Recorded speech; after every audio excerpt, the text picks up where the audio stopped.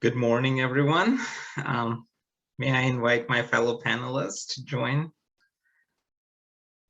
Good morning, good afternoon, good evening, and some places really, really late. Good night is more like it. Welcome to our session on contextual considerations and guidelines. My name is Amir Kasim. I'm Vice President at the American College of Physicians here in Philadelphia, USA. I'm also Director of Cochrane US Network and faculty at Jefferson University. As I said in the opening plenary, I really wish we could have been here or meeting in person, but hopefully soon. Things are looking better and better. Just yesterday, the children vaccine is getting very close to approval. So hopefully soon, we're almost there. So today, we are very fortunate to have four wonderful speakers, my friends, who are going to take on key areas that are really important when developing clinical recommendations. These include public values and preferences, feasibility and acceptability, equity, and resource considerations, especially cost effectiveness. You will hear the successes we have had here at the American College of Physicians and challenges based on our experiences. And the plan, what we decided and discussed early on is that let's just go through all the four presentations, guys, and that will leave us enough time to have some discussions towards the end of this session. You in the audience, please input your questions using the live Q&A. You know how to access it, hopefully by at this point, and I will select the questions for speaker. So please just type brief question is possible, and if you want to specifically direct it to someone, do put their names down as well. Note that you will not be able to perhaps see the questions entered by all delegates, but I as a moderator will be able to do so. I will be able to see your questions, so don't worry about it. With that, let's start out with our first speaker, and let me introduce Dr. Jennifer Yost. Dr. Yost is Associate Professor at the College of Nursing at Villanova University and McMaster University. She teaches critical appraisal of research methods, statistics, dissemination, and implementation, but her primary research focus is implementation science, and that's really wonderful for some of our work, as you all know. Dr. Yost is also a senior methodologist here at the American College of Physicians, where she collaborates with experts, stakeholders to develop evidence-based clinical guidelines. Dr. Yost is also a clinician with expertise in children and their families. She has collaborated with partners to support community-based participatory action research, and she has spent time in many countries around the globe, especially in Africa, and more recently in Haiti, where she worked on a program aimed at reducing infant malnutrition. Dr. Yost, floor is all yours.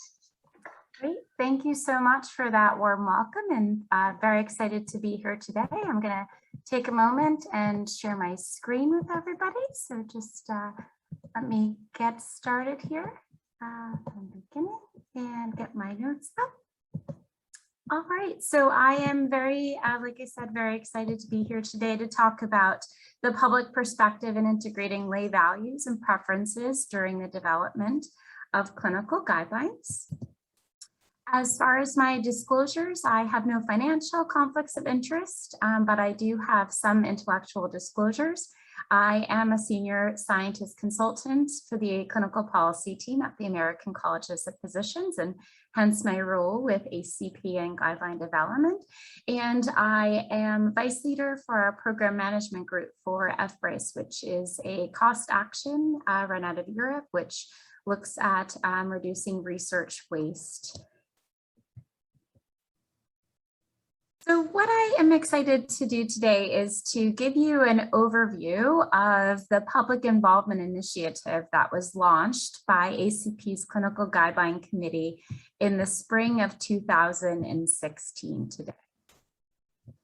We have been using two sources of evidence in our clinical guidelines to integrate the public perspective, values, and preferences during the development of guidelines. So we have been using evidence that's representative of our public panel voice and as well as research evidence. How our clinical guideline committee identifies and incorporates evidence about values and preferences has evolved over time. And I'm delighted to share with you today where we started, where we are now, and where we might go in the future. This is an overview of our public panel at the CG for our clinical guidelines committee. So our clinical policy staff convenes our CGC or clinical guidelines committee public panel. The public panel helps to inform patient values and preferences via various touch points throughout the guideline development, which I'll speak to in just a moment. The public committee members complement the other 12 members of our clinical guideline committee. All of our prospective members are recruited via open calls for applications, which we distribute through various informal and formal patient and professional networks, and must meet our committee's policy on disclosures of interest and management of conflicts of interest. One thing I think that's interesting to point out about our public panel is that we do not select members on the basis of a specific disease or experience with a specific disease. Our public panel members are selected to provide input from a layperson perspective and a general public perspective. In our panel's composition, we aim for diversity with regard to sociodemographic characteristics and experiences within the healthcare system. For example, trying to balance maybe views as a patient, but also as a caregiver. And we also try to balance experience and formal training for our members who may have had formal training, but those who may also have not had formal training as well. In terms of reimbursement, all of our public panel members receive an honorarium for completing a training that we offer on evidence-based medicine. All of the financial support for the public panel comes exclusively from the ACP operating budget in accordance with our ACP policies. New members to our public panel do receive training on the basics of evidence-based medicine, relevant statistics, member roles and responsibilities, the development processes for guidelines, guidance statements, and many, many more things. The remainder of the presentation, I'm going to speak about all of our public participants, so all 9 members of our public panel. This figure serves to provide a high-level overview of how our clinical guidelines committee currently identifies and incorporates evidence about values and preferences during the guideline development. And I'll be sharing with you as we go through the presentation the details of these touch points. The first formal touch point is the involvement of the panel in outcome ratings. However, this being said, the public panel does contribute from the very beginning to, for example, our topic selection. The second touch point is gaining evidence about values and preferences through key questions included in the systematic review, as well as a review of the systematic review findings that is informing the guideline by the public panel. And the last touch point is a review of the recommendations by our public panel. So the first touch point I mentioned was our outcome ratings. So since the beginning of the public involvement initiative, public panel members have been involved in rating outcomes to inform the development of the systematic review protocol for the guideline. All of our public panel members independently rate outcomes according to their importance to consider in the evidence reviews and the clinical guidelines via online surveys. Outcomes are rated on a scale, as you see here, from 1 to 9. And the results of the outcome ratings for the public panel members are presented and discussed alongside of the clinical guideline committee members' ratings at our meetings when determinations are being made about the outcomes to be included in the systematic review informing the guidelines. As I mentioned previously, our guidelines committee also looks to published research evidence to inform knowledge about the public perspective, values, and preferences during the guideline development process. With our non-pharmacological and pharmacological management for acute pain, for non-low back pain, which began in 2017, we began to actually formally integrate existing literature on patient values and preferences. This endeavor started with rapid reviews conducted by our ACP clinical policy team using a combination of search terms and keywords in various electronic databases, and was focused on looking for existing systematic review evidence.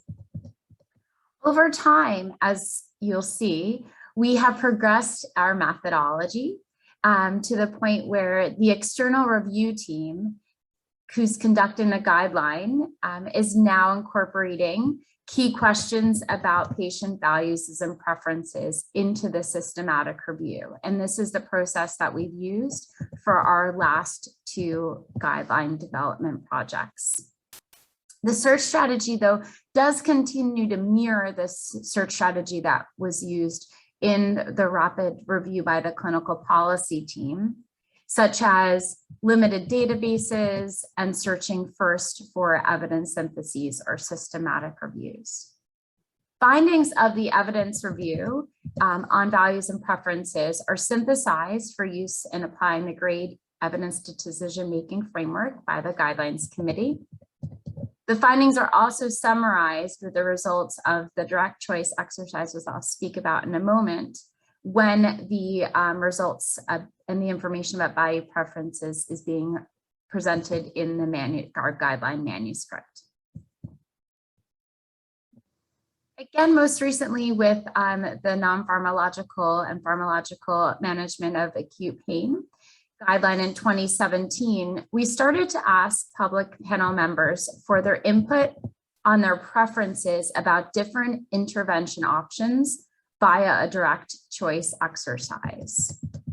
Via an online survey, our public panel members are presented with findings from the systematic review informing the guideline and asked summative questions, such as those you see here on the slide in italics. For example, after reviewing the evidence, so we will put together high-level tables that may or may not be exactly the tables that are coming from the systematic review. But after reviewing those, we'll ask the public panel members questions such as, thinking about the balance of benefits and harms, would you take or suggest the following treatments to a family member with a certain condition? We also end up asking towards the end of the survey if they still have questions about what would be helpful in making an informed decision when choosing between 2 different treatments. So we also do collect some open-ended information along the way that has certainly helped to refine the way in which we are implementing this direct choice exercise. When presenting the findings to the public panel members, our ACP clinical policy team does spend a substantial amount of time developing a reference document that provides background for the guidelines, definition of the population, intervention, comparison, outcomes in lay language. As I mentioned briefly, we do spend time creating sometimes new tables and figures to display the findings as simply as possible, and writing summaries of the findings in lay language. We have recently applied the same exercise for appropriate use of point-of-care ultrasonography in patients with acute dyspnea guideline, which required further efforts to present findings which were overall much more complex, given that we needed to present information about diagnostic accuracy, such as sensitivity, specificity, false positives, and false negatives, and also how findings might differ by baseline risk or prevalence for different outcomes. Overall, The results of this direct choice exercise are shared with our clinical guidelines committee while they are drafting the guideline recommendations and the manuscript. As mentioned, we do currently use the ETD framework and to explicitly address values and preference in our guidelines. Findings from the evidence review on values and preferences and the direct choice exercise are included in the ETD when the panel is drafting their recommendations. We use these two signaling questions about values and preferences within the ETD for the guidelines committee to consider. So in considering the evidence that we've gained from the public panel, as well as the literature from the evidence review, considering these questions. The last formal touch point in which our public panel is involved is a review of the recommendations. And this also did start when we began our public panel initiative. Feedback is sought in advance of our clinical guideline committee when we'll be finalizing the recommendations. We ask the public panel members to review the systematic review and the draft guideline, which we distribute by email, and provide comments, but we also have them respond to an online survey to comment on the draft recommendations formally. And here you'll see we have examples of our questions highlighted in italics as well as to what we actually ask the public panel in terms of questions. So over time, we have move forward to this online survey format versus relying directly and solely on email. When recommendations are being made within the guideline, we do ask now with every guideline each of these questions that you'll see. One thing to point out is when recommendations are being made, if they don't agree, and you'll see here with the recommendations, we ask them, why don't you agree? And so that's a really great way for us to get some qualitative feedback there. And again, all of the results of this survey and any additional information we receive via email in terms of comments from our public panel is brought forward to discussion at our clinical guidelines committee meeting, in which our public panel members are welcome to attend, as well as our public committee members.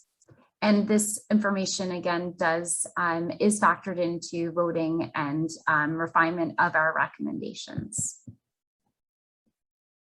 So just a brief summary of our future directions. So how our clinical guideline committee engages the public panel and incorporates research evidence about the public perspective, values, and preferences is definitely evolving. I hope I have shared with you where we started and some substantial differences and changes we've made along the way to improve our efforts. We definitely look forward to continuing to improve on this. And actually, most recently, we had a meeting with our public panel in which we gained some insight as to what we were doing well and what we could do differently to support their involvement and their efforts into our guideline recommendations.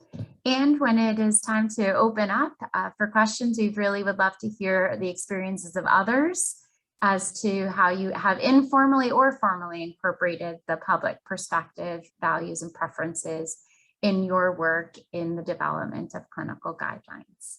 Now it's my pleasure to stop sharing and turn it back to Dr. Kassim and my other colleagues with the American Colleges of Physicians. Thanks so much, Jenny. Wonderful presentation. Thank you. So please keep the questions coming, and I will, as I said, will ask these questions at the end of once we're done with all 4 talks. And let me introduce our next speaker, Dr. Adam Obley. Dr. Obley is general internist practicing both hospital and outpatient medicine at Portland VA Medical Center. where he's also Associate Chief of Staff for Community Care. Dr. Oble is Associate Professor of Medicine at Oregon Health and Science University, and he's a clinical epidemiologist at Center for Evidence-Based Policy at OHSU.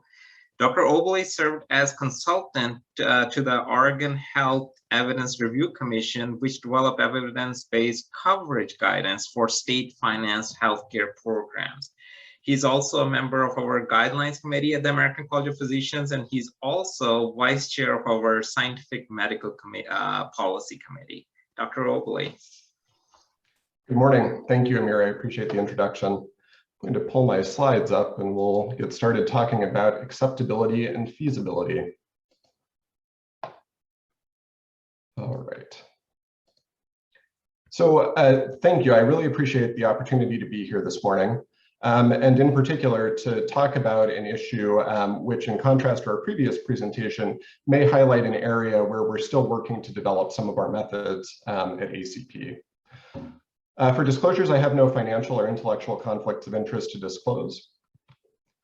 And to begin with a bit of background, I would actually invite you to think about a time that you have incorporated acceptability and feasibility into the guidelines or policy decisions that you're making. When I found out I was assigned acceptability and feasibility for this panel, I spent some time thinking about when those concepts from the evidence to decision framework first came into clearer focus for me. And early in my work with the Oregon Health Evidence Review Commission, as Amir mentioned, the group that in Oregon is tasked with prioritizing health services and making coverage determinations for Oregon's publicly financed healthcare programs, there were really two decisions that stood out to me as illustrating the contextual importance of acceptability and feasibility, even though at the time, HERC wasn't formally incorporating those considerations into its decisions. So the first actually came when HERC was considering the coverage of GnRH analogs for puberty suppression in adolescents with gender dysphoria. The discussion generated a great deal of public interest, some of it stoked by a certain unnamed news organization. And in the end, the commission received hundreds, if not thousands of comments on that topic, heard hours and hours of public testimony. And some of its staff and members actually received threats, I'm sorry to say.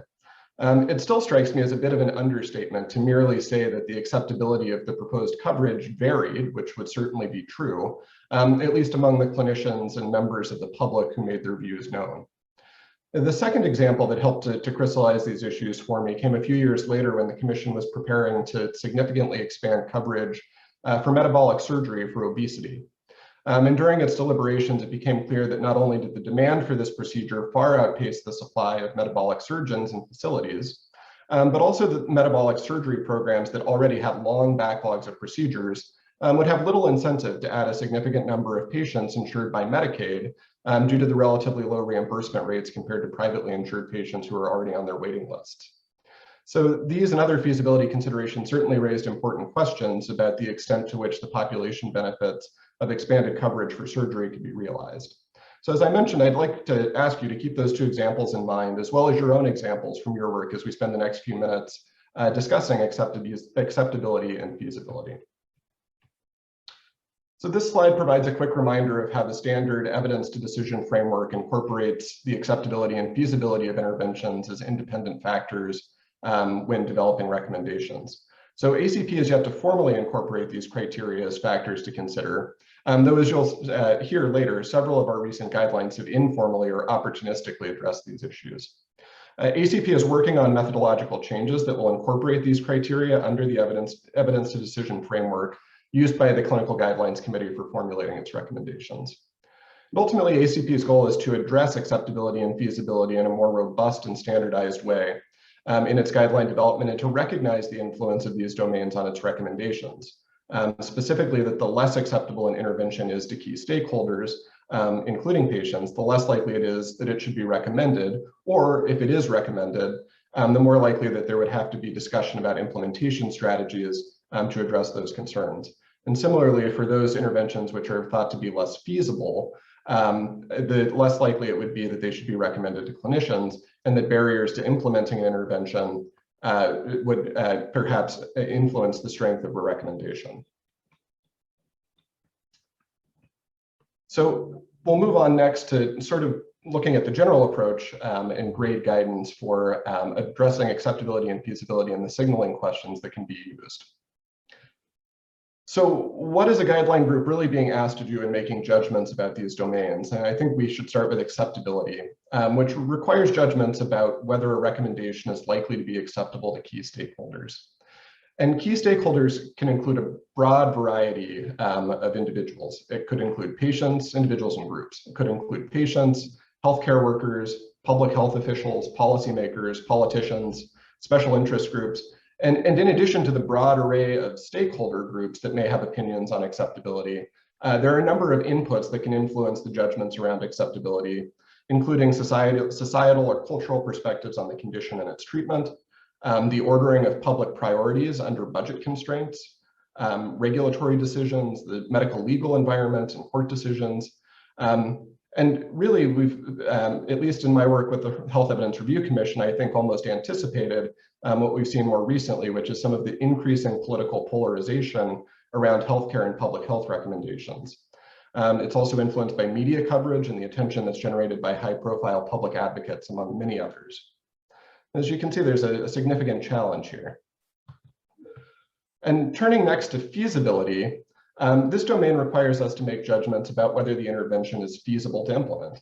And it may consider barriers to implementation, including available physical and human resources, accessibility, sustainability, and it could include issues related to health systems capacity, as we found when we were discussing the ability to provide metabolic surgery to a substantially expanded population. Training needs, the time horizon over which the costs are incurred and the benefits are expected to accrue, and sometimes technical considerations around reimbursement. Certainly with our work at the Health Evidence Review Commission, we found that those technical considerations around payment often represented some of the most important feasibility considerations for the coverage decisions that we were making. So this slide shows the signaling questions that are endorsed by the grade ETD that we're considering using for ACP. And the basic criteria is the question, is the intervention acceptable to key stakeholders for acceptability? And the sub-questions include, are there key stakeholders that would not accept the distribution of the benefits, harms, and costs? Are there key stakeholders that would not accept the costs or undesirable effects in the short term for desirable effects in the future?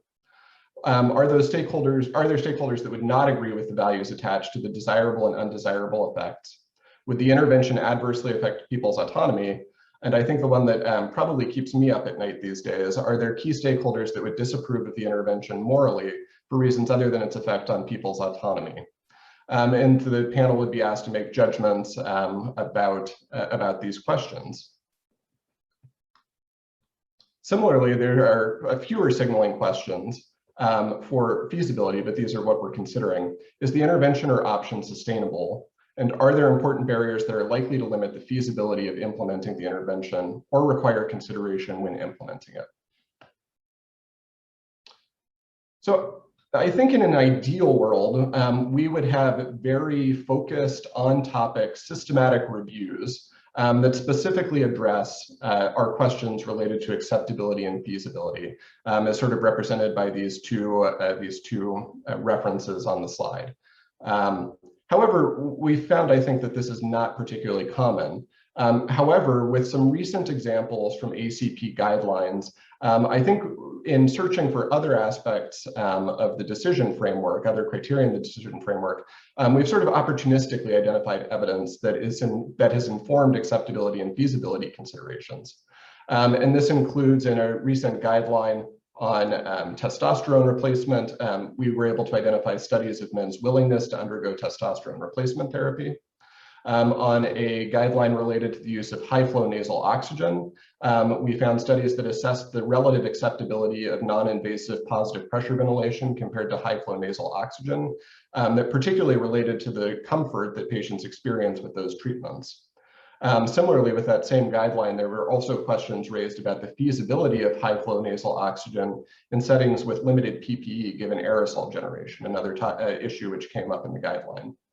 And then on a recent guideline related to the use of point-of-care ultrasound for assessing acute dyspnea, questions related to the feasibility of training requirements and also the clinician acceptability of POCUS came into the discussion sort of opportunistically through other studies that were identified in the course of our review. So I want to spend a few minutes next discussing some of the challenges and implications for our consideration of acceptability and feasibility and incorporating it into our guidelines work. So I think the biggest issue that we probably face is that the available literature summarizing acceptability and feasibility in healthcare and public health is limited. And it's that maybe that there are just few published studies, and those that are not always indexed consistently. That there's still a developing specialized vocabulary that describes studies of this type. As the reference noted on this slide observed, there really isn't a widely accepted theoretical framework of acceptability or feasibility. And this review of reviews from Second and colleagues in 2017 noted that of the 43 reviews they included in their overview, none explicitly theorized or defined acceptability. Although they did go on to propose their own, and here I'll cite this exactly. They cited that acceptability is a multifaceted construct that reflects the extent to which people delivering or receiving a healthcare intervention consider it to be appropriate based on anticipated or experienced cognitive and emotional responses to the intervention.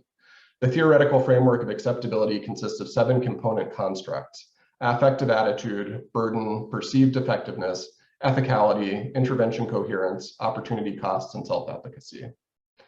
So as I've already mentioned a few times, I do have concerns about the judgments that we're going to make about acceptability and the difficulty of doing so under circumstances of polarization and when stakeholders have divergent views or values and tension, particularly when we've expanded our stakeholder group to think about the broad array of public values and preferences. And then finally, when we think about feasibility and some of the challenges around feasibility, many of those feasibility considerations may be highly context dependent due to local variation in resources, access, and other barriers to implementation. And the question really comes up is when we're ostensibly writing guidelines for a global audience, how do those local considerations about resources and access and barriers, how are those best incorporated when thinking about a guideline development for a global audience? And as we mentioned at the beginning, and we'll return to this point, we're still trying to assess the meaning of this on our recommendations when we address acceptability and feasibility. But in sort of the standard grade formulation, we would think that the less acceptable an intervention is to key stakeholders, the less likely it would be to be recommended, or if it is recommended, that it would require an implementation strategy to address those concerns. And similarly with feasibility, that it would be, the less likely it is that it should be recommended when it's less feasible, and that barriers to implementation, implementing an intervention might modify the strength of our recommendation. So similar to Dr. Joost, ACP has several considerations going forward about how to incorporate this. And the first question really is whether and how to formally incorporate these criteria in the evidence to decision framework and the decision-making process for ACP guidelines and clinical policy. And whether ACP could somehow informally incorporate acceptability and feasibility as additional panel considerations, relying on those signaling questions that we reviewed for acceptability and feasibility. And finally, whether such an exercise could be accomplished without a formal evidence review due to resource constraints, but instead by relying on consensus of the panel, including our public members, and supported by their experience and expertise. And similar to Dr. Joost, we are interested in the experiences of others in assessing acceptability and feasibility when developing guidelines, and in particular, any challenges that may have arisen recently, particularly in the application of widespread public positions on acceptability. And again, interested in your best practices, lessons learned, and challenges. So we'll hopefully have a robust discussion. These are my references, and I will turn it back over to Dr. Kasim. Thanks so much, Adam. It's an incredibly complex topic, and I think we will have some good discussions at the end. And for everyone, please keep posting your questions in the live Q&A. Once you post it, and if you don't see it, doesn't mean I haven't seen them, because I am getting those questions. But ask away, as well as there is a poll that has been put up as well. If you can answer those, I think it's going to be wonderful.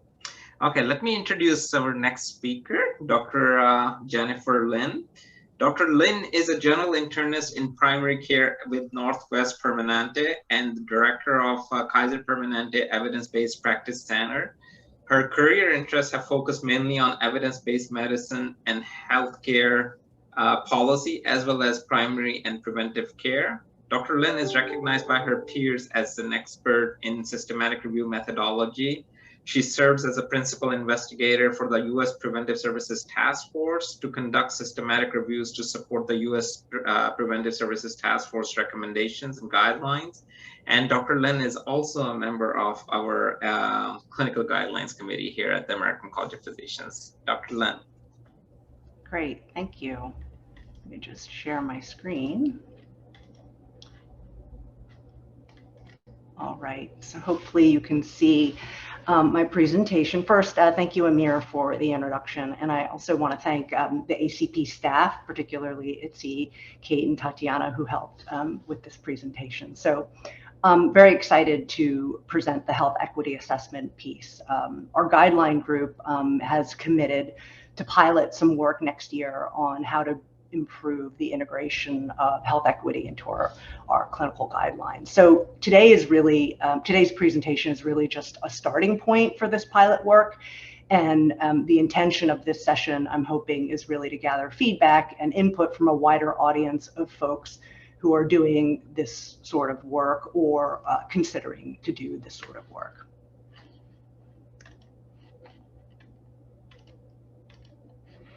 So just quickly, I want to mention that I don't have any financial conflicts of interest. I do want to mention that I do work directly with two other guideline groups, one of which you heard in my intro, which is the U.S. Preventive Service Task Force, as well as Kaiser Permanente's national guideline committees. And both of those groups are actively incorporating health equity into their guidelines. So starting with the definition, I think although there are many circulating definitions of health equity, and this one might seem familiar, it's from the WHO, they basically converge on similar concepts. So the first is that health and health equity is a fundamental human right. The second is that differences in health and health determinants are avoidable or remediable. And that is, due to plausibly avoidable social, economic, or other disadvantage. The third is that differences in health or health determinants can be defined among groupings through social, economic, demographic, or geographic factors. And fourth is that implied in the definition is that the differences in the health or the health determinants are clinically meaningful. So as you've heard and as you've seen, ACP uses the evidence to decision framework by grade, but it doesn't yet explicitly address what would be the impact on health equity. So our hope is that with addressing health equity in a more robust and standardized fashion, we'll be able to make one of three different types of recommendations. First is what we usually do, which is a general recommendation that can be broadly applied to a general population, but hopefully addressing health equity with a greater confidence that the intervention or the service of interest is applicable to those who are really disproportionately affected. Or if the evidence doesn't lend itself to greater confidence, then it would at least signal to our group and others when we need to explicitly mention important research gaps around those disadvantaged populations, or even perhaps monitoring the implementation of these recommendations to make sure that they indeed are improving health disparities that are observed and certainly not exacerbating them. The second is a general recommendation that can be, again, broadly applied to a general population, but accompanied by implementation considerations in the guidelines for specific populations so as to mitigate the observed inequities. And then third, when warranted, and this really obviously depends on the evidence, is a separate recommendation that really targets specific population or populations that are disadvantaged or disproportionately affected, when the evidence suggests meaningful different effects in these groups. So here are the three main health equity signaling questions, which I'm not going to read through, but you'll see them on the subsequent slides. And I'd like to walk through each of these and discuss sort of a blueprint of how we might plan to operationalize these in our pilots going forward. So the first question is, are there groups that might be disadvantaged in relation to the problem or options that are considered? So this question really is on identifying the populations of concern.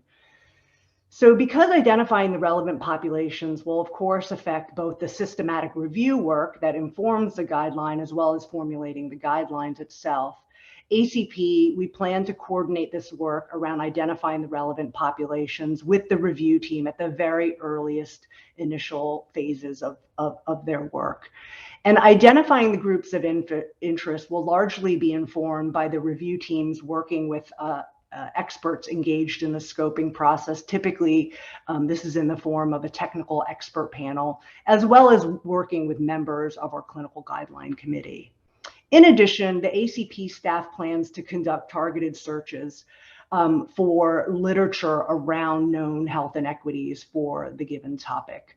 The identification of the relevant references from the search will initially prioritize the synthesized evidence around known disparities, as well as looking at nationally representative data on the prevalence or incidence of the condition of interest, or the morbidity and mortality seen from the condition of interest, preferentially using large data sets. And this will be important as we get to the third signaling question. I also want to mention that we will pilot the use of Progress Plus, which you might be familiar with. And it can be used as a framing device to help facilitate a more perhaps methodical way of making sure that we're capturing all the relevant disadvantaged populations. And for example, some groupings are listed on the slide at that last bullet. So the second signaling question is, are there plausible reasons for anticipating differences in the relative effectiveness or harms of the option for disadvantaged groups? And so in red, I've added language that's not in the original grade paper, just to be explicit about we are intentionally looking at the relative difference between effectiveness and harms. So I will say for the type of guidelines that clinical guidelines that ACP focuses on, this is actually not often the main driver of disparities. However, if there are reasons that an intervention or a service may work differently in different populations, so have more benefit or less benefit, or more harm or less harm, it would be important for the review team to look at this effect modification in the included literature or in the included evidence. And this type of synthesis is actually already done typically by the systematic reviewers that we have worked with in the past. Unfortunately, when we do suspect there might be a difference in the relative effectiveness or relative harm, studies often do not have robust subgroup analyses in these disadvantaged groups to comment, even if it did exist. So the third signaling question is on the differences in the absolute effectiveness or harm. So this is in contrast to the relative effectiveness or harms. And this is really arguably the most important question in the assessment of health equity. So while this information can certainly be derived from included evidence in the systematic reviews that support our guidelines, again, studies or robust subgroup analyses in these disadvantaged populations are often lacking from our experience.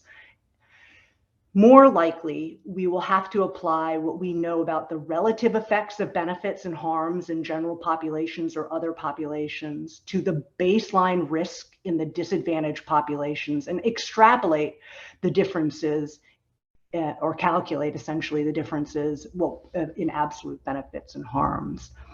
And so as previously mentioned, the baseline prevalence or incidence data is ideally collected as part of the information to answer that first signaling question. Again, identifying the populations of concerns and using, again, large nationally representative data sets.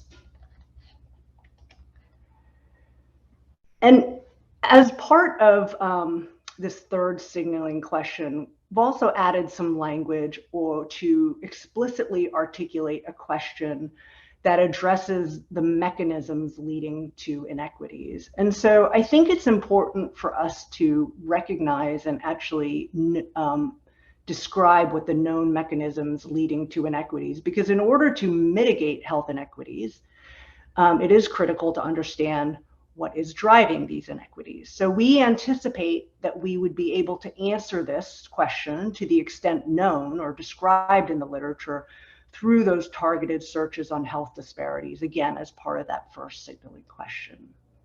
So for example, if an inequity in outcome is primarily being driven because there's an increased risk of the disease itself, or risk factors for that disease, the mitigating disparities may need to target upstream factors like those risk factors, and including perhaps social risk factors, in addition to perhaps more aggressively treating or intervening on said population. Whereas if the inequity is primarily due to poor uptake or receipt of an intervention, it would be important to understand the resource cost considerations as well as feasibility and acceptability for these disadvantaged populations. And in fact, the GRADE guidance on health equity does say or does offer guidance around looking at those other domains of resource cost, feasibility, and acceptability through that sort of equity lens. And that is an important part of assessing health equity. And the last example would be if the inequity is primarily due to poor access to subsequent care or subsequent good quality care, then it may be important to address downstream factors. So while we recognize that our guidelines will typically not be able to address the evidence on how to decrease disparities in the disease incidence or the body of intervention literature that might address how to improve the uptake or how to improve the access of a given intervention or how to improve the quality of care subsequent to an intervention. We could, and in fact, I think we hope to build in language in our guidelines that would at least highlight some important barriers that should be considered while implementing the guideline to make sure that inequities are addressed and certainly at a minimum not exacerbated. So just a few closing thoughts. First, I think ACP, we recognize that addressing health equity in a meaningful way is resource intensive. And I think we also recognize that this may be more important to do for certain topics than others. So our piloting of this process in an upcoming guideline in which there will be known disparities would be important. And I think the other thing is our pilots will be exploring this balance or this trade-off of what is doable versus what is ideal, given the resource constraints that we have. And as you have heard from others, addressing those other domains of the evidence to decision framework. So in our discussion, I think we would really invite people to share their experiences of how you've approached these signaling questions in a resource constrained environment. And also if folks are using other frameworks other than the ETD framework, I think we would be very curious to hear what other frameworks we should be looking at. And also if there are aspects of health equity that aren't captured in the ETD framework, that we should consider going forward in these pilots. We would appreciate hearing your comments on those as well. So I will stop there. I understand that the slides will be available to folks, and so there are a few references to a couple of the guidance that I had mentioned if it's of interest to you. So I'm going to stop sharing my slides.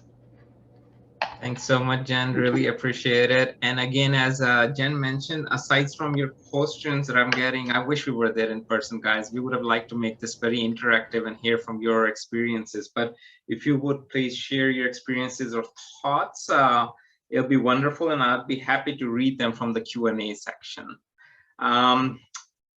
So our final speaker, I would like to introduce my friend, Dr. Owens, a general internist and primary care physician.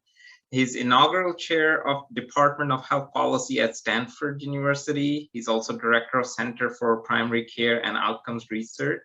He served as a member of second panel on cost effectiveness in health and medicine here in the United States. Dr. Owens has also served as chair and member of the U.S. Preventive Services Task Force, where he led the design of guideline development methodology that included decision models and helped develop over 50 national prevention guidelines at the national level. His research on cost has evaluated healthcare interventions for substance use, infectious diseases, cancer, cardiovascular diseases, public health, and biodefense. Doug is also a member of our American College of Physicians Clinical Guidelines Committee, and he has chaired this committee in the past as well. Dr. Owens. Amir, thank you so much. I hope you can see my screen now. I'm delighted to be here, and I'm going to talk about economic considerations and guidelines. And Amir just actually went through this. I don't have any financial disclosures. I was a member of the United States Preventive Services Task Force, and happy to be a member of the ACP guideline group.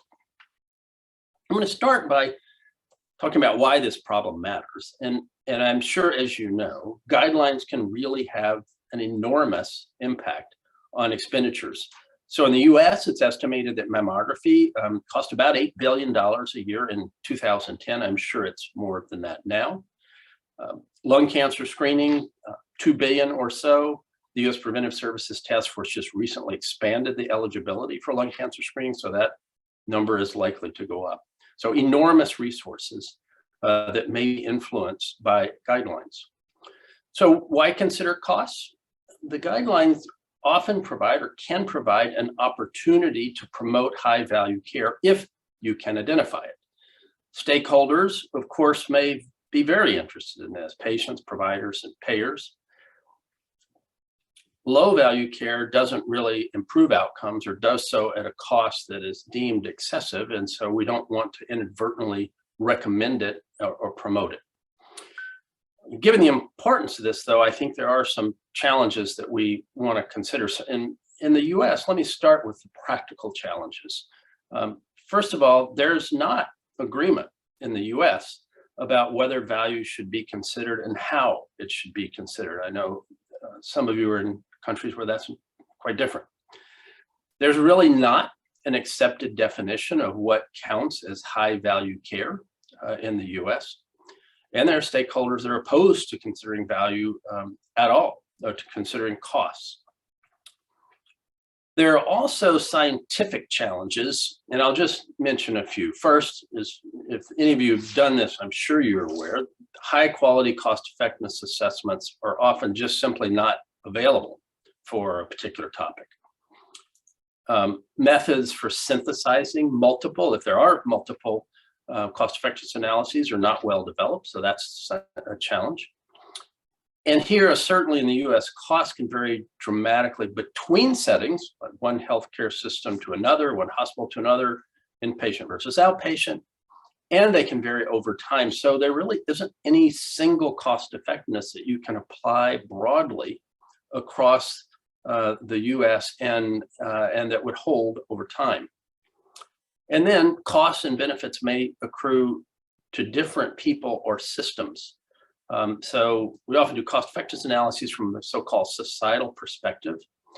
But in our system, for example, people may not be with their payer very long. So let's take hepatitis C as an example. So the treatments for hepatitis C have revolutionized the care of patients who've had hepatitis C and can cure many people. However, in the US, they're quite expensive, and you're paying upfront for benefits that may occur 10 or 20 years later. And so those benefits may occur when, from a payer perspective, when someone has, they're not really taking care of the patient any longer. So that's an additional problem in having people invest in the long term. So let me just start with a couple of definitions here in this section. So cost effectiveness, as you know, it's a measure of efficiency or value. It's miles per gallon, essentially, but dollars per quality adjusted life year. It's always comparative. You're comparing one strategy to another strategy or to multiple other strategies, and you're calculating the incremental cost divided by the incremental benefit. Thus the point of that is to understand how much additional money you would have to pay to get additional benefit when you go to a more effective strategy. I want to contrast that with affordability. Affordability is whether the total expenditures may exceed the available budget. So let me return to the hepatitis C example. A number of groups, including us, looked at the cost effectiveness of treatments for hepatitis C. They're quite expensive, but they're also extremely effective. And so they were cost effective. However, for many healthcare systems, the total number of people that would have to be treated would be result in enormous expenditures. And so there were concerns about affordability in many settings here. So just a quick overview about how guideline groups in the US have approached costs. The ACP, we're going to talk about, of course, in detail. It's been a series on high value healthcare. We've used cost data and cost effectiveness when it's available. And the example that I'll talk about in just a minute is testosterone treatment in adult men with age-related low testosterone. The American College of Cardiology and American Heart Association also have done work on use of cost effectiveness, and they incorporate value statements into some of their guidelines. The Guide to Community Preventive Services, which were guidelines more related to public health interventions, review cost effectiveness studies quite carefully. In contrast, the US Preventive Service Task Force that I served on, the focus there is clinical effectiveness and explicitly does not consider costs. So there are a variety of approaches in the US. So in terms of the ACP approach, we generally follow the guidance from GRADE. We search for costs and cost effectiveness data. It's included, and it's a key question in the systematic review, and that involves searching literature databases, health technology assessment database, Medicare fee schedule. We assess quality of the information that's available on resource use, cost, and cost effectiveness. And if there is evidence available, then we may consider that during the GRADE evidence to decision process. Of course, sometimes there's really very little available. This is a series of papers by the ACP, starting with this paper on the left on high value cost conscious care, and then on to appropriate antibiotic use, treatment of low bone density or osteoporosis. So the ACP has made a concerted effort to incorporate costs and issues of value into their policy decisions. So let me make a very important point, I believe, in terms of what is high value care. And that is the distinction between value and cost. So this sort of 2x2 table shows net benefit on the top, either high or low, and cost in the columns, and you see low or high. And so you can have four combinations, of course. And the key point here is that cost does not equal value. So let's take a look at some of the examples. You can have high cost interventions that have high net benefit and provide good value. So antiretroviral therapy for HIV is an example.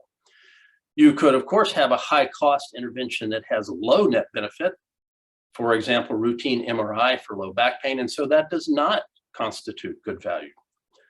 But importantly, with low cost interventions, you still may have either high or low value. So high value, for example, HIV screening, low value annual pap smears. So just because costs are high does not mean the intervention does not provide good value. And because costs are low, that does not mean it's good value. So the key takeaway here is you must consider both costs and benefits together to understand value.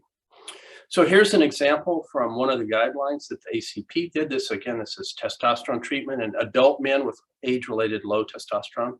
And these are the statements from the guideline itself. So under cost, the ACP said the annual cost in 2016 per beneficiary for testosterone replacement treatment was $2,135 for transdermal and $156 for intramuscular formulation. So you see more than a factor of 10 variation in the cost of these interventions. So the recommendation explicitly called this out and suggested that clinicians consider intramuscular rather than transdermal formulations when initiating testosterone treatment to improve sexual function. So that is the approach that the ACP used to call out this very dramatic difference in the cost of different options. Here's an additional example of ACP guideline on low back pain, and included a high value care statement. As you see on the screen, for treatment of chronic low back pain, clinicians should select therapies that have the fewest harm and lowest costs.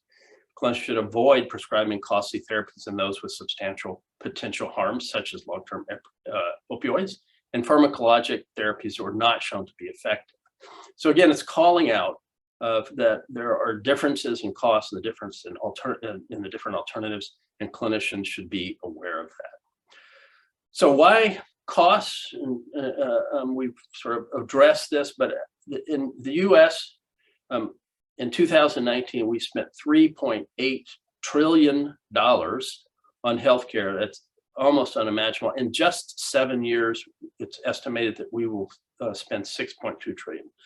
Clearly, this is going to create widespread economic issues.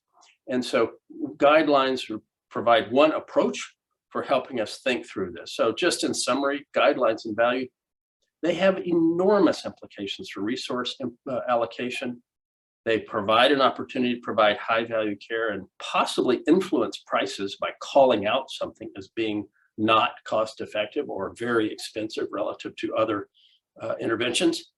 But there are still methodologic challenges for assessing value for interventions used in settings that vary widely. And in the US, many different perspectives on value and how and whether it should be incorporated to influence care delivery. And I think I've just recently rejoined the ACP Guideline Committee, but I just want to say I think the ACP has been leading in this in a very, very thoughtful way. And so one of the reasons I'm delighted to be back with the group. So I'll stop there, and we're surely interested in other people's experience.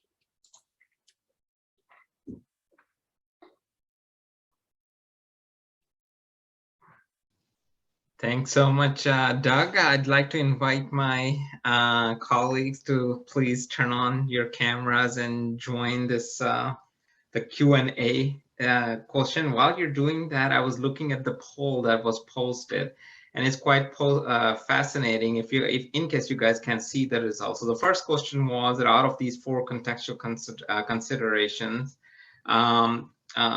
which ones you in the audience have a process to incorporate. So actually public values and preferences and feasibility and acceptability fared quite well. Around 30 to 35% of you are already have a process in place. Equity is hovering around 15%, and cost effectiveness, I'm not surprised about the 20%.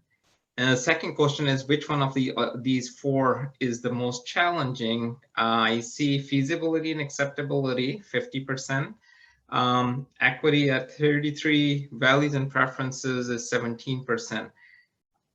I'm not sure about the cost effectiveness is saying 0%. That's quite fascinating too. I think Doug, it's easy. Just easy, right? I am not sure, but let's have a conversation over here. I think this is very helpful, I think. And if, by the way, again, if you have any thoughts about how you're implementing some of these, it will be very helpful. Jenny, your camera, and if you can please unmute, that'll be very helpful at this point in time, because since the first question, you can hear me hopefully, Jenny, right? Unless she's having a problem connecting, maybe I can move to the second question that came from the audience. This is regarding the feasible, actually the health equity comes up first. Let's just start with equity, Jen. And this is something actually you and I were discussing last week as well. So there's a lot of work, seems like what the audience is also, I'm summarizing some of the questions. There's a lot of work that goes around equity, and it's quite challenging. And there's some good thoughts that you shared today, Jen. The issue that's being brought up is that it's still focused on the clinical settings when we are drafting some of these recommendations. And when it comes to inequities, it goes beyond what we're doing as clinicians within our what we can do, and requires perhaps other thinkings and stakeholders.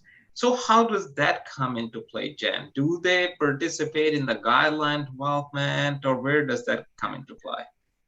Yeah, I think that's a very good question, and maybe arguably the $1 million question when it comes to health equity, because really to mitigate health equities, it's not, oftentimes the inequities we're seeing, just addressing sort of the inequity at the clinical level, or what we can do at the, clinical or even public health level is not sufficient. And it really depends on a lot of upstream factors. And so that's one reason that, we built in this question on really understanding what are the mechanisms that are really driving the inequities that we're seeing. And there are some very nice frameworks that kind of fall under the social determinants framework, one by the WHO and others, that really do map out kind of what all those other upstream drivers are. And I think it's important for a clinical guideline group like ourselves to understand what we can do and what we can't do. And when we can't do it, can we perhaps invite other people to the table, collaborate with others, call out, again, explicit language to have people recognize that there are critical upstream drivers that need to be addressed to really fully mitigate the problem. I know I'm not answering this question satisfactorily, because I think the challenge is that it really requires a much more holistic approach to addressing equity satisfactorily. But I think that the folks who are developing clinical guidelines and public health guidelines are still able to make an impact in elevating the awareness of the inequities being seen, and when a clinical guideline in and of itself can redress some of the issues and cannot. And I also would encourage ACP, as well as other folks doing clinical guidelines, to think outside of the box, or maybe not outside the box for some clinical guidelines, but maybe outside of the box for some of the traditional work that we do, in who are those folks that we can partner with. I really do think when we think about equity on a more holistic level, it is about beginning to partner with other folks. This is going to be much more of a collaboratory endeavor if we want to do it correctly. It's not just in, tinkering with our methods and how do we get the best evidence to address this ETD framework. It is really addressing a lot of those upstream drivers.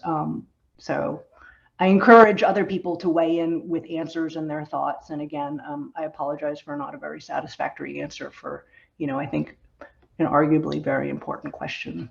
Yeah, I think you did, because we're starting out with the awareness part, right? First, we need to be conscious about it, and we need to discuss it in our guideline recommendations. And I think that perhaps will help us have those conversations at the system level for the changes that need to happen. Any others would like to chime in? Because that's, again, as Jen said, that's $1 million question. How do we get to the end point, what we're trying to achieve here?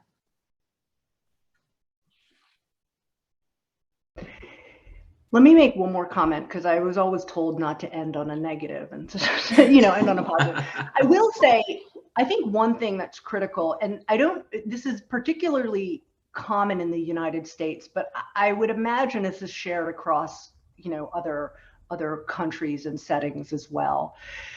One major driver of disparity, in addition to the upstream factors, really is the access piece. So we might know an intervention works, but is everybody getting it? Is there equal access and accessibility? Even if people have national, health coverage, access still might be differential for many reasons. And access to good quality care is often one of the major drivers, again, and I don't think this is unique to the United States.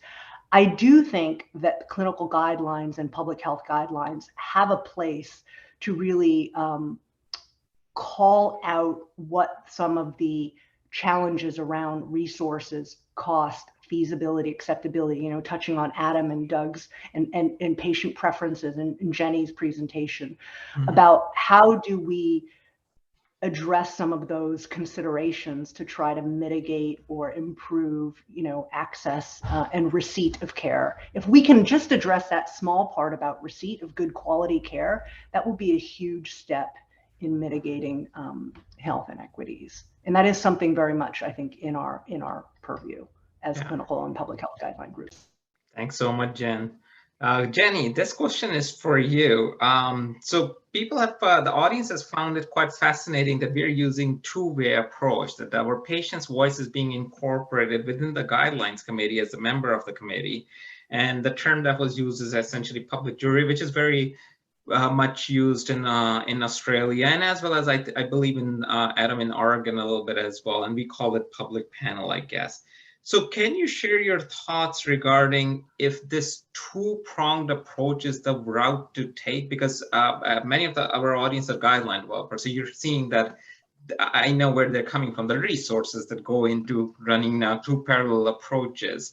Do you think the two-pronged approach is the best route to take, or do you believe, based on your experiences over the past few years now, that should we prefer one or the other, or what are the benefits of one over the other? Ooh, that's a really, really great question. I think that, let's see, I think the two complement each other in different ways. So I don't believe that I'm able to say that one has, you know, advantages over the other. I think I've seen in our work that the evidence that we're finding within the evidence review is complementary and most of the times very much similar to what we're hearing from our public panel members. So I think, you know, when you talk about qualitative research, I think we're almost doing a bit of triangulation within our guideline development, triangulating what the research evidence has said and what our public panel members are saying. And I think that then gives even more credibility to our guideline recommendations, but more specifically the rationale. I think I've seen over time the rationale that we have been working on for the guideline recommendations become improved, where we're able to speak to not just the research evidence, but also the preferences and values from our public panel. And the public panel oftentimes, I think, raises some different examples and really more poignant examples than perhaps we might find in the research evidence itself.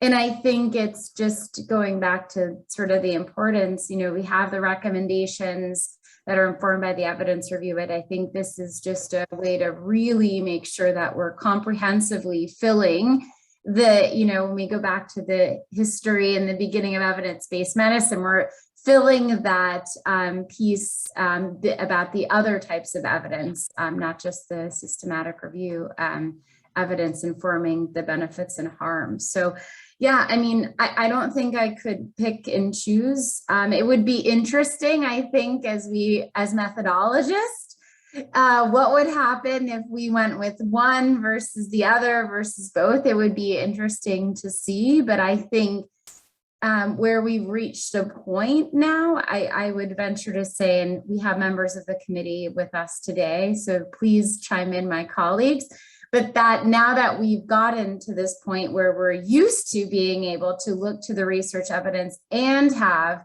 the real voices of our public panel, I'm not sure we'd want to turn back and do something different. I think there's a real value in that, but I will have my colleagues who are formal members of the committee add to that. So, I mean, I think, Jenny, you're absolutely right. I think that the approach, what you described, then adding the research evidence, but the richness, I think that the public panel or public jury brings, because it's a very diverse group, right? They're real public members, it brings a whole different perspective versus the members of the committee. So I think I see your point that perhaps we need to take multi-pronged approach, especially things that were highlighted throughout was that evidence may not be there. So in the in the situation where there is lack of evidence, you need to put different processes in place to get to the best point as possible as we can. So speaking of the limited evidence and all, Adam, the next question is for you. I think something that caught an eye is when it comes to feasibility and acceptability, something that you mentioned, that there are two routes that can be taken. Either you don't, when you're drafting the recommendation, that you don't recommend where you believe there may be issues when it comes to acceptability, perhaps. Or we need to have implementation strategies in place. So the question over there is, and I think it's a great approach, and this has been actually being questioned in the past as well, that shouldn't us as methodologists and epidemiologists stay true to the evidence and come to a conclusion, and then perhaps then the whole acceptability part kicks in, because the worry is that if we believe that there is an evidence-based strategy that should be implemented, but the acceptability may be an issue. Hey guys, take the COVID-19 as an example, without making it too political. We dealt with some topics about it. Thoughts about the practical operationalization, because your target audience eventually is public, their controversy is there. And I always use that middle of nowhere Pennsylvania clinician who's like saying, just tell me what to do. Thoughts, Adam? No, I think that's a terrific question, and I think it's one that we're likely to continue struggling with. We certainly have dealt with these questions with some of the work that we've done on the Scientific Medical Policy Committee. Early in the pandemic, we sort of pivoted the work of that committee to address topics related to COVID-19. And plunging right in, our first guidance was around hydroxychloroquine. And then we followed that up with the only slightly more controversial question of masking. And now we've actually found ourselves in what was initially going to be one of the more straightforward and less publicly controversial topics of addressing the use of serologic antibody tests for COVID-19, realizing that there are now dozens of court cases across the United States that are raising the question of whether or not individuals should be able to use serologic proof of immunity as an exception to workplace requirements for vaccination. So I guess the first thing I would say is that our ability to sort of predict upfront what topics are likely to generate public controversy may be limited, and maybe we simply need to accept that in this time of pandemic polarization, that pretty much anything we say about COVID-19 is likely to generate some controversy. I do think that there is a certain appeal to the idea that we simply make the best scientific judgments we can, and we leave those questions about acceptability and feasibility to others. Practically speaking, I think with a number of the topics that we would consider, whether it's through any sort of formal mechanism or through the feedback that we receive through our public members on various committees, we would probably very often find ourselves in a position of judging the acceptability and feasibility as either we don't know or that it varies. I think that's the likely situation with most of these topics. And then the implications of that for the strength of recommendation, for what we say about implementation. And I suppose one option is simply to say that those implementation decisions, that as a clinical guidelines panel, we can't anticipate all of the implementation considerations that are going to be, in many cases, highly local and context dependent, and that those really have to be decided at a different level, that we're going to make the best scientific judgment we can, make the best clinical guideline recommendation that we can, but that some of those additional questions related to feasibility and acceptability really may have to be addressed by other entities. Thanks, Amir, if I could give a couple of examples, I think, from the U.S. Preventive Services Task Force, where I think these issues came to the fore. First was cervical cancer screening, where our draft guideline recommended HPV testing alone as an option. And in the public comments, we got a jillion, and people said, we don't have it and we can't get it. And so we inadvertently, and so we changed the recommendation because it was really an implementation problem that was insurmountable for some people because it simply wasn't available. So that was a very useful kind of feedback. Lung cancer screening would be another one where I think we were very worried about the implementation because it's not well done. It can create harm. And so we went to great efforts to try to talk about those. So I think I think those are examples where both implementation and feasibility really did make a difference and were very important considerations. But I have to agree with the questioner in some way, and Adam, that in lung cancer as an example, people say, "Oh, this is going to be really hard," and it's like, well, we've got evidence that there's a very substantial mortality benefit, so we're going to have to up our game, even though it's hard. So I think that's a situation where, when you really have a lot of benefit, you have to try to overcome the barriers and move forward. Yeah. Thanks. And I think, sorry, Amir, I'm going to state the obvious, but I think it's worth stating and it pertains to sort of all of the presentations we talked about. I don't think any of us are saying that what we talked about are necessarily going to be a driver for a recommendation or not, but I think they should always be considered, because sometimes it is a critical factor in actually changing or adapting or even changing the language of our recommendation. It's not to say that it always will, but it always should be on the table and be considered. So we're so used to considering on a systematic, or I shouldn't say systematic, on a methodical way of the balance of evidence, the balance of benefits and harms, but we really need to be more consistent or methodical about thinking about these other critical contextual, we used to call them contextual pieces, but they really are in some instances more than just context. They really do change how we subject our values on top of that balance of benefit and harms. Mm-hmm. I might actually, I really appreciate Doug's comments and Jen's comments too, but I want to come back to one of Doug's examples that he actually used about the affordability, sort of the budget impact of hepatitis C drugs, because I think that actually has, significant implications for acceptability and feasibility as well. I wasn't involved in Oregon HERC on the drug side of things, but certainly state Medicaid programs, as they were contemplating whether or not and how to cover these drugs, whether to do it in a staged approach or to roll them out based on fibrosis stages, that was a major aspect of the decision making. And I'm curious to hear additional perspectives from Doug and Jen, perhaps about how we may be incorporating these other domains through our consideration of things like cost, because we've certainly seen other examples of that in our work. Adam, I think hepatitis C is a great example where there were healthcare systems which just didn't have the resources. I know with the VA where I used to work, the VA committed billions of dollars to the drug costs, but many systems cannot do that, of course. And so these were this is high value care, but the affordability was really a problem. And I think, it can be challenging, but I think it's important to state both things, that it's high value care, if it is, of course, and then and call out that there may be affordability issues. Yeah, I completely agree. And just as a corollary, Adam, to what you were saying, I think it's important to recognize that although we talked about these sort of domains separately, they are highly interrelated.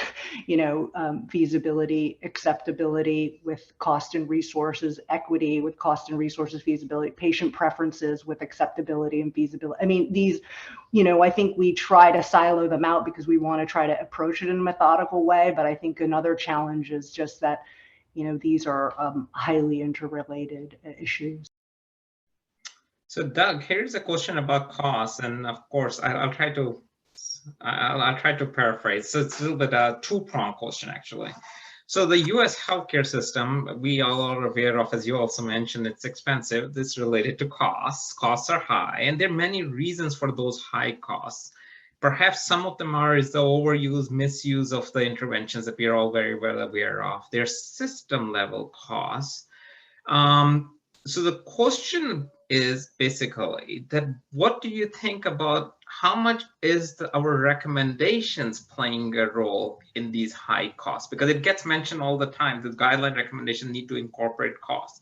Is the issue the recommendations, or is the issue at the implementation level? So that's one question.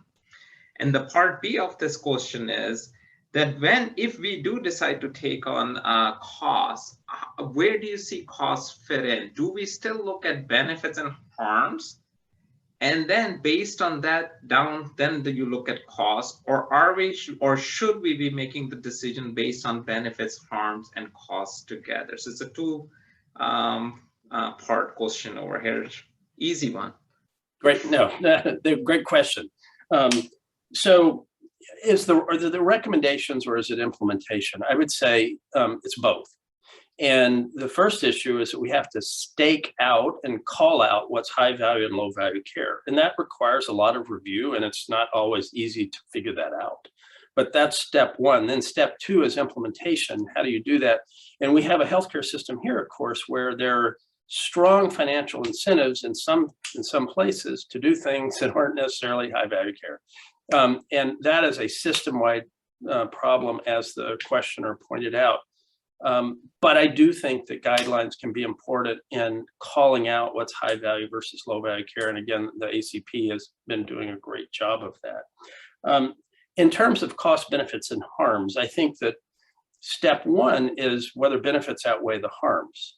If you don't have net benefit, then you don't really have to worry about cost because you shouldn't be recommending it anyway. It's more challenging when there is net benefit, but the costs are high. And then that's when you really have a value question. Is it good value? And value is important, but I would point out, as Jen just stated, that it's one consideration of many. And there may be situations in which you decide for ethical reasons or social justice reasons to recommend things that you know are not good value because maybe it's the only treatment available or it's a disadvantaged group or whatever. So certainly I'm not a proponent that value should be the deciding factor, but for many things it's important. And I think the way the ACP has gone about highlighting this for people can be helpful. And so I think benefits and harms first. And if there's net benefit, then you have to think about value. Thanks, Doug. Just gonna add on Doug. I think when we present, and we all sort of did within our presentations, the ETD framework, and it makes it seem like things are stepwise. So, I mean, I would agree with Doug, you know, assessing the benefits and harms first, but I then think, you know, we make it shows like, then we consider costs, then we consider values, but really what happens in all reality, and I'm sure others on the call, you know, today would agree that after we get that benefit and harms balance, it sort of all comes together at the same time, right? And you know, you're back and forth with considering these other pieces like cost, values, preference, equity, right? It all sort of ends up being, you know, taken into account with the benefits and harms. So I think unfortunately we show it as a stepwise process, but it's not, you know, in reality that way. That's my piece to add to that. Thanks, Jenny. So this last one, there are so many good questions over here, guys. I don't think we're going to be able to get to it. Please email us all, and we'd be happy to answer some of these questions via email. But this one goes to all four of you.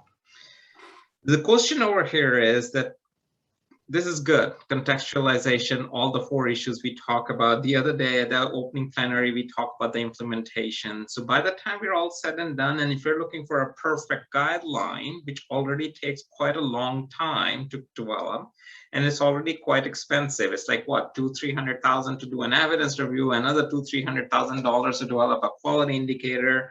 We need to talk about an implementation plan and gather all this evidence. All said and done, you're looking at a couple of $1 million. And no organization has depth to be able to do so for one guideline topic. So it's a practical question now.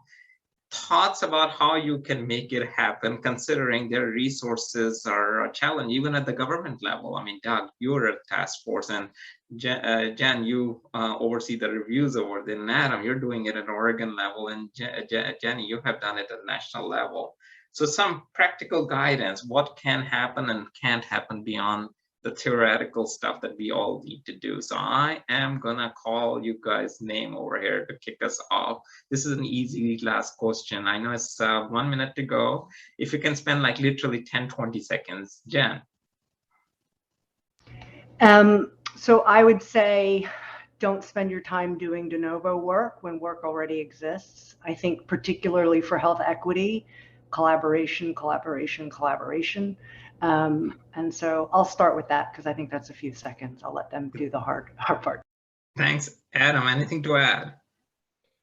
No, I think Jen has offered good advice there. The only thing I would add is that trying to think about creative and innovative ways to tap into public information, public submissions about acceptability, and also probably involvement of health systems experts themselves about some of the feasibility questions. Jenny? I would say looking back and evaluating with guidelines that you've done, right? Did you have all the information in the way in which we collected it? Were we missing anything? Did we have too much almost, right? It was too much time. So I think evaluating what we've done in the past to think about how to change moving forward. Doug? Well, I think there is room for, increased efficiency in the guideline process, and it's an active area, I think, or we should be an active area to look at. But recognize these guidelines are, we're spending $4 trillion now in the US. As an example, the task force, that's a public good. And so I do think governments and other groups like that have to step up for that. I think the value of the guideline are very high. They're cost even high, but they're cost effective. They're good value. On that note, I would like to thank our 4 speakers. Really wonderful presentations, good discussion. I appreciate you sharing your experiences with us all. And to the audience, thank you for attending, for all your questions, and wishing you best, and have a good rest of the conference. Thank you, guys. Thank you. Thank you. Take care.